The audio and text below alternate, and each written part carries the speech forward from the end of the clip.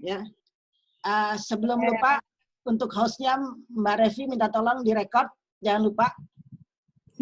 Ya, siap. Oke, selamat siang semuanya. Assalamualaikum warahmatullahi wabarakatuh. Salam sejahtera untuk kita semuanya. Sebelum kita mulai ini, saya atas nama pribadi dan atas nama Dr. Sarah dan Dr. Rani juga The House mengucapkan terima kasih yang sebanyak-banyaknya sudah gabung di acara kita.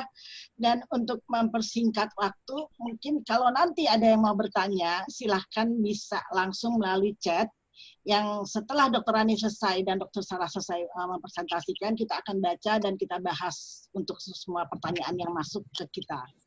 Kayaknya itu aja dari aku, dan aku serahkan semuanya ke Dr. Sarah dan Dr. Rani. Silahkan, Dok.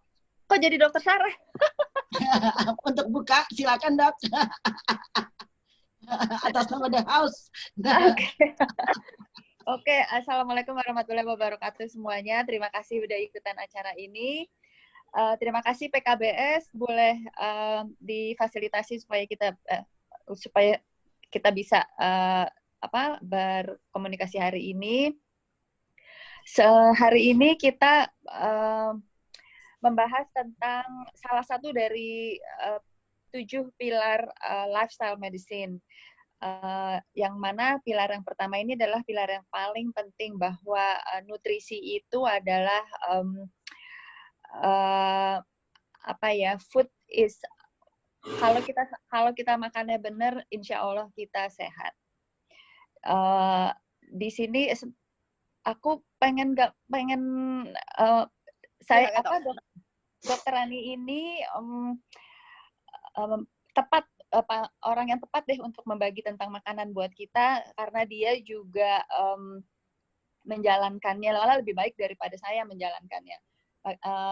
Clean mungkin masih susah buat sebagian besar dari kita untuk menjalankannya, tapi setidak-tidaknya kita harus tahu yang makanan apa sih yang mesti kita sering-sering makan, dan makanan apa yang mesti kita hindari supaya kita tetap sehat. Mbak Revi, aku pengen share satu foto deh perjalanan Dokter Ani. Oke, boleh. Jadi ini aku stop sharing dulu gitu ya? Atau gimana? Stop sharing, aku cuma mau contohin aja bahwa tidak ada yang tidak mungkin untuk menuju sehat, dan ini udah dibuktiin ya sama si Dokter Ani sendiri gitu. Jadi kita bisa ngikutin, bisa nyontek dia. Kalau boleh aku cuma mau ngasih satu foto, Rev. Ya, oke, aku stop share dulu ya. Ya. Ya, silakan bisa di-share screen.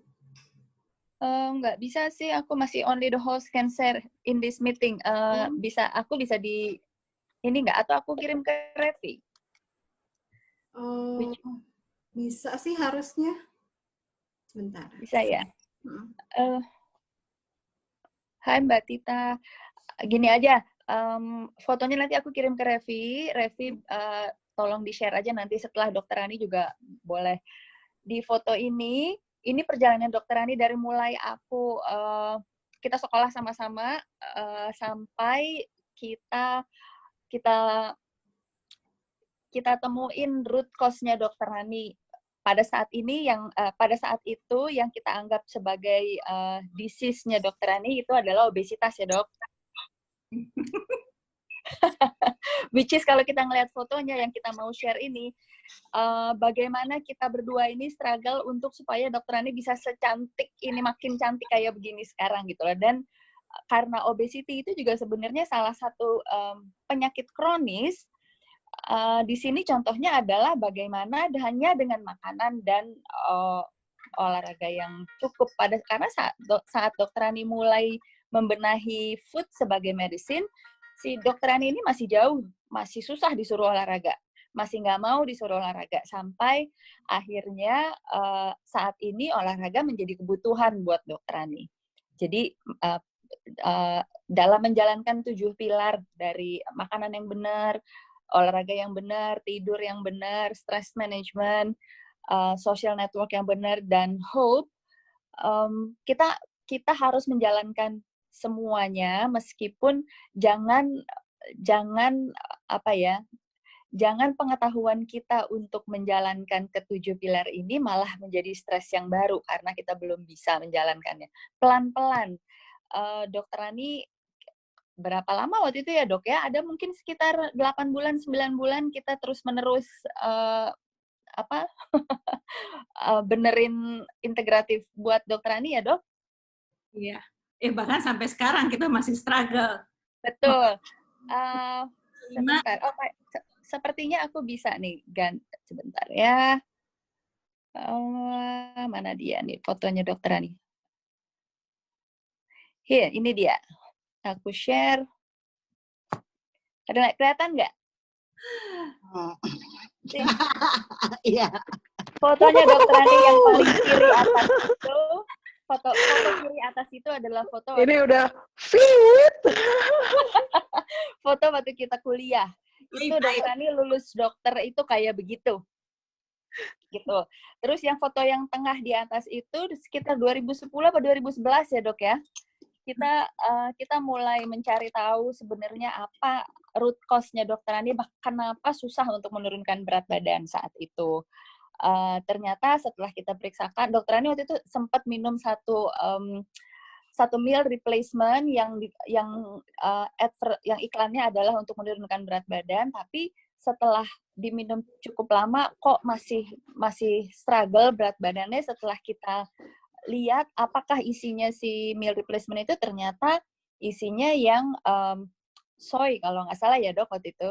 Jadi soy itu, dan setelah kita periksakan hormon dan hormon metabolismenya Dokter Rani, ternyata Dokter Rani tidak bisa memetabolisme soy, dan ternyata ada beberapa hormon yang tidak balance di Dokter Rani. Jadi semenjak itu terus kita mulai berusaha membalanskan hormonnya si Dokter Rani, yang sampai akhirnya di baju yang biru itu. Ini perjalanan ini tidak sebentar. Perjalanan ini mungkin lebih dari setahun ya, Dok ya? Ya, betul. Tapi berarti ini adalah sesuatu yang mungkin.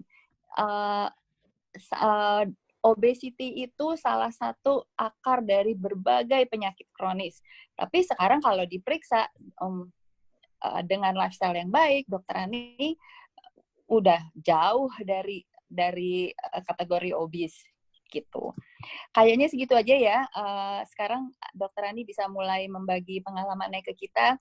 Cuman tolong diingat bahwa food itu medicine. Sebagai medicine berarti kita harus tahu nggak boleh kebanyakan sesuatu, nggak boleh kekurangan sesuatu, dan kita harus persis. Kalau kita minum obatnya rutin dan rajin banget, kita harus tahu bahwa kalau kita mau merubah hidup kita, mau menjadi sehat berdasarkan si makanan, berarti kita juga harus rutin dan sabar. Ya, Dok? Oke, Dok. Sekarang saya kembalikan ke Dokter Rani.